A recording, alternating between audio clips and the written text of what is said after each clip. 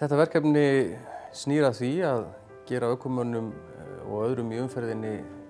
það skiljanlegt að það dauðans alvara að aka bíl og til þess að vera öruggur í umferðinni þá mikilvægt að hafa alla einbeitingu við aksturinn og láta ekki farsíma eða netið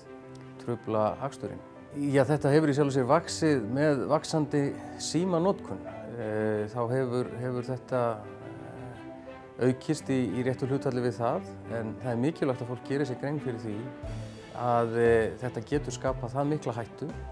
að það best fyrir alla að menn láti þetta vera meðan þeir eru að sinna akstri. Þetta eru bæði kyn, allir aldurshópar. Það auðvitað kannski meira þetta hjá yngra fólki, eðli málsins samkvæmt, en það engin undanskilin í þessum efnum. Það auðvitað hlutverk lögreglu að reyna að sjá til þess að menn fari eftir umferðarlögum, en meginatriðin eru þó alltaf þau að fólk geri sér grein fyrir sin eigin ábyrgð og það þarf ákveðna hugarfarsbreytingu til þess að breyta þessu til betri vegar. Eftir því sem ég þekki verkefni þá gengur þetta út á það að senda fólki skilaboð í gegnum fésbókina